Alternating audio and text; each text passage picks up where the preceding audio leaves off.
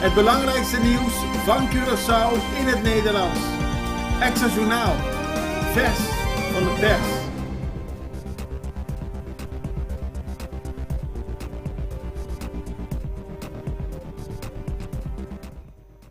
Welkom bij Extra Journaal. Fijn dat u kijkt. We hebben voor u het belangrijkste nieuws uit Curaçao en de omringende eilanden, want we gaan deze keer ook wat dieper in op de gevolgen van de verkiezingen die vorige week op Bonaire plaatsvonden. Zoals u gewend bent inmiddels, hebben we Extra Journaal in een nieuw jasje geplaatst. Niet alleen figuurlijk, ook letterlijk zitten we in een nieuw jasje, want we bieden meer achtergronden, meer duiding, meer informatie. Om op die manier u zo goed mogelijk op de hoogte te brengen van alles wat er speelt op ons prachtige eiland. Aqualectra zet in op LED-verlichting. Gisteren werd een begin gemaakt van een nieuw project waarbij 33.000 straatlampen op Curaçao vervangen gaan worden door intelligente LED-verlichting. Dit vond plaats bij Caracas Bay, bij het strand bij Caracas Bay, waar veel toeristen en ook mensen van Curaçao zelf genieten van het strand, ook vaak tot 's avonds laat. Dus het is goed dat daar veel verlichting is. Het is een project van meer dan 20 miljoen, in totaal 22 miljoen, om te zorgen dat Curaçao aan de intelligente LED-verlichting gaat. Bijna 13 miljoen gulden voor overwerk politie. De Extra schrijft vandaag dat het overwerk voor de politieagenten in 2022 is opgelopen tot bijna 13 miljoen gulden. Dat is ruim 3 miljoen gulden meer dan in 2021. Vanaf 2013 gelden er bepaalde maatstaven om te zorgen dat het overwerk niet de spuigaten uitloopt. Dat is nu wel gebeurd, want bijna 13 miljoen gulden aan overwerk is heel veel geld.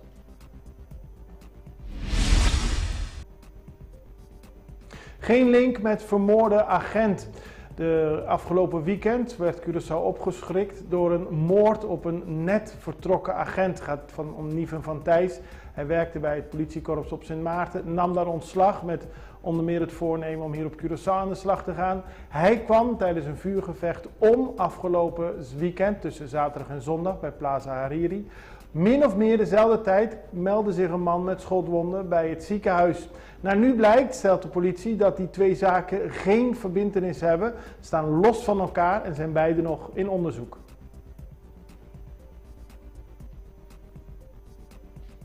Toename van criminaliteit. Elke week schrijft de politie wat er allemaal gebeurd is op Curaçao op het gebied van criminaliteit. En afgelopen week was er sprake van niet meer dan 20 inbraken, 8 overvallen en 7 meldingen van relationeel geweld. Dat is veel en vooral de enorme hoeveelheid criminele activiteiten baart de politie zorgen.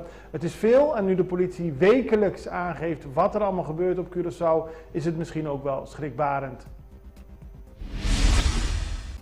Voorbereiding voor de Caribische gulden. De centrale bank van Curaçao en Sint Maarten is bezig met de installatie van de Caribische gulden. Die moet volgend jaar worden geïntroduceerd. Er zitten veel punten aan, het moet goed doorwrocht worden ingevoerd. Maar een van de punten waar de Extra vandaag over schrijft en die misschien ook wel heel interessant is dat de bank ook gaat kijken dat mensen die geen bankrekening hebben toch op een virtuele manier gebruik kunnen maken van de nieuwe gulden. Onder meer door een virtuele portemonnee waarbij ze het geld kunnen plaatsen en betalingen kunnen doen. Geen TikTok voor ambtenaren. Alexandra van Huffelen, staatssecretaris voor Koninkrijksrelaties en Digitalisering, heeft gisteren tegen het Nederlandse parlement gezegd dat voor rijksambtenaren, alle ambtenaren die binnen het Koninkrijk onder het Rijk vallen, dat er een advies wordt gegeven, zo moet ik het zeggen. Het is geen verbod, het is een advies om geen TikTok op hun telefoon te installeren. Het gaat in eerste instantie om de telefoons die ambtenaren namens het werk krijgen. Wellicht komt er in de toekomst een verbod, maar in ieder geval, ambtenaren wordt geadviseerd niet te TikTokken tijdens het werk en ook niet daarna. Caribbean Splash Festival, het Caribbean Sun Splash Festival, dat gaat plaatsvinden op 2 en 3 juni in het Curaçao Festival Center.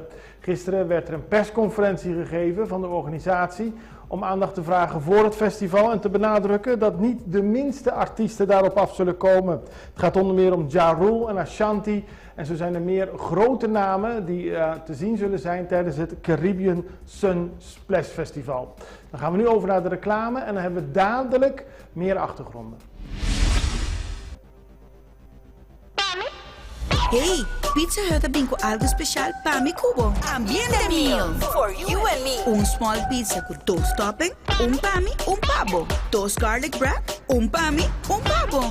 2 bottles de Coca-Cola de 16 ons. Aha, vos acaba. Ambiente meal for you and me. Nobo na Pizza Hut. Por bestellen para mi cubo todo día. De 19:30 até 6 da tarde. Para mais info, check nos Facebook page of nos website. pizzahut.cw. Pizza Hut for the love of pizza.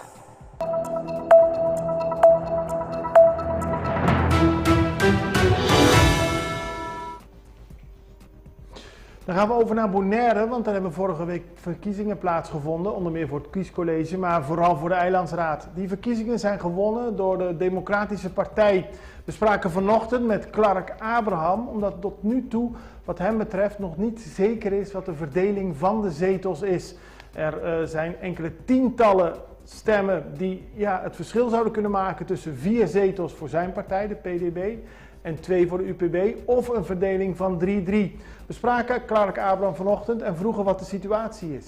De definitieve uitslag is op de 23e. Ja. Dan stelt de hoofdstembureau de uitslag vast. We hebben een hertelling aangevraagd. Simpelweg ook omdat er heel veel vragen zijn in de samenleving en zoveel onrust. Omdat, laat me zo maar stellen, sommige mensen begrijpen het proces niet. Wij hebben zelf bijvoorbeeld bij één van de stembureaus hadden we op de avond van de telling 255 stemmen. De volgende ochtend hadden we 225 stemmen. Dus 30 stemmen verschil, hè? 10%. Dus mensen denken ook van, wacht eens even, dit is anders, dit is vreemd. Dus, en daar is geen uitleg voor gekomen. Dus het is afwachten wat de hertelling gaat doen. Het is voor de zekerheid, het is gewoon dat het netjes is, het vertrouwen ook herstelt in democratie. Kijk. We de komende dagen afwachten wat het gaat worden op Bonaire. Blijft het 3-3-2-1 de zetelverdeling of wordt het 4-2-2-1? In ieder geval, Clark Abraham is trots dat voor het eerst sinds 1999 de Democratische Partij de meeste stemmen op Bonaire heeft gekregen. Hij benadrukt ook dat het belangrijk is dat de PDB gaat regeren, want er zijn veel zaken aan te pakken op Bonaire. Ze willen als socialistische partij daar een andere invulling aan geven. En hij legt uit dat het vooral van belang is dat ze dat kunnen gaan doen. Bonaire zit op een kruispunt. Hè? En onze kern van onze boodschap was dat wij een duurzaam, een rechtvaardig en duurzaam Bonaire willen.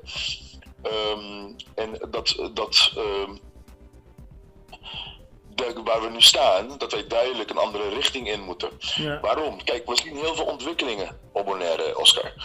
Maar de vraag is, als de ontwikkelingen die er zijn, de baten daarvan, de vruchten daarvan, niet bij de lokale persoon aankomt, hè, voor de burger die hier woont, voor de persoon die hier woont.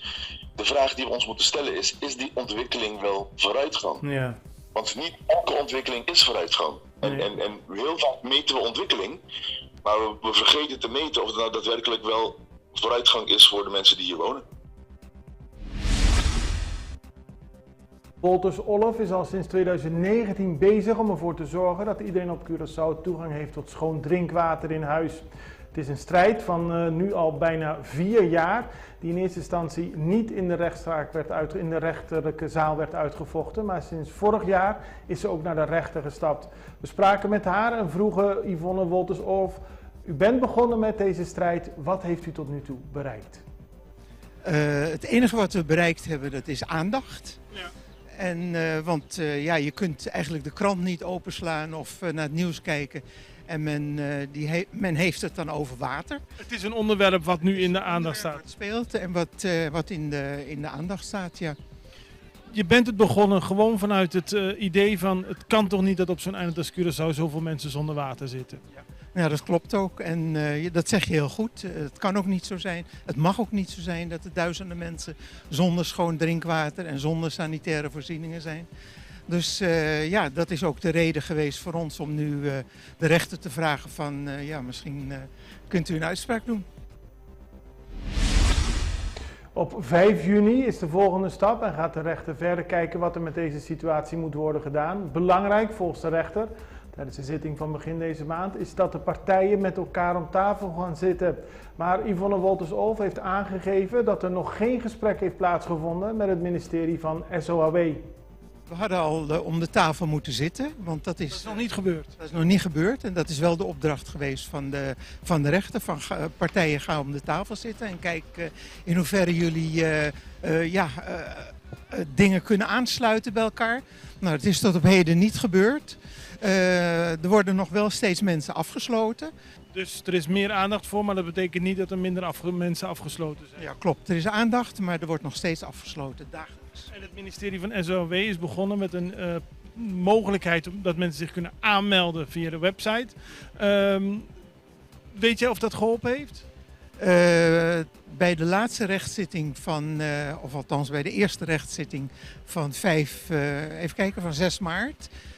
heeft het land gezegd dat er zich 200 plus mensen hebben aangemeld. Maar de data hadden ze niet paraat, hadden ze niet op orde. En ook niet of die mensen weer aangesloten zijn?